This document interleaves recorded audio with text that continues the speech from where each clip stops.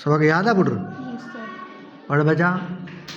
सबक ॿियो हज़रत मोहम्मद रसूलुल्लाह ख़ातमुन नबीय्यीन सल्लल्लाहु अलैहि वसल्लम जा सुना इख़लाक़। हज़रत मोहम्मद रसूलुल्लाह ख़ातमुन नबीय्यीन सल्लल्लाहु अलैहि वसल्लम तर्जुमो हज़रत मोहम्मद अल्लाह ताला जो रसूल आहे। अल्लाह ताला जो आख़िरी नबी ऐं रसूल आहे। संदन सल्लल्लाहु अलैहि वसल्लम ऐं संदन आल ऐं असहाब सगोरन सल्लल्लाहु अलैहि वसल्लम सगोरन राज़ियल्लाहु अन्हु अजमईन जे मथां अल्लाह ताला जी रहमत ऐं सलामती हुजे। सुनन इख़लाक़नि जा मालिक हुआ। पाण करीम सल्लल्लाहु अलैहि वसल्लम सुठे सुभाउ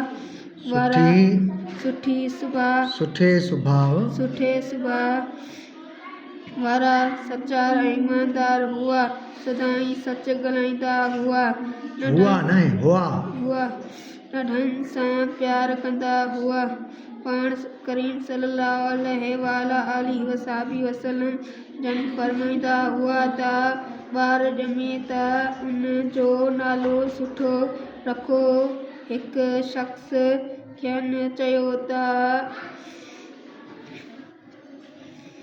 तव्हां ॿारनि सां ॾाढो प्यार करियो था, असां एतिरो कोन कंदा आहियूं। उन ते हज़रत मोहम्मद रसूलुल्लाह ख़ातमुन नबीय्यीन सल्लल्लाहु अलैहि वसल्लम जन फरमायो त अल्लाह साईं जेकॾहिं तुंहिंजे दिल मां रहम कढी छॾियो आहे त उन खे आउं छा थो करे सघां। पाण सगोरा सल्लल्लाहु अलैहि वसल्लम पाड़ेसरियुनि जी पारत कंदा हुआ। फरमाईंदा हुआ जेको शख़्स पाण त ड्रो करे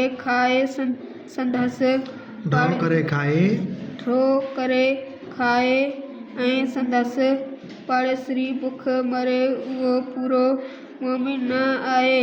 पाण करीम सल्लल्लाहु अलैहि वसल्लम यतीमनि जा यार हूंदा हुआ ऐं बीमारनि जी परगोर लहंदा हुआ। पोरियत खे पघर सुकण खां अॻु मज़दूरी ॾियण लाइ चवंदा हुआ। पाण सगोरा सल्लल्लाहु अलैहि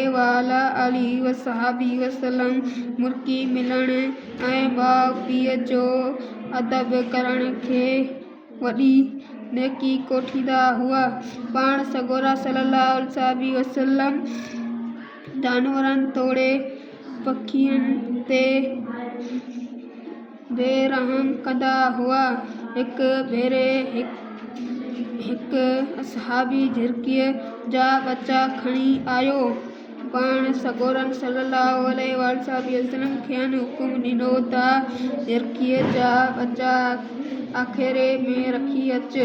पाण सगोरा सल्लल्लाहु अलैहि वसल्लम गिला चुगली कूड़ी शाहिदी ऐं कूड़ी कसम खणण खां मना कंदा हुआ। चवंदा हुआ त कावड़ न करणु घुरिजे। पाण ग़लतियूं माफ़ करे छॾींदा हुआ।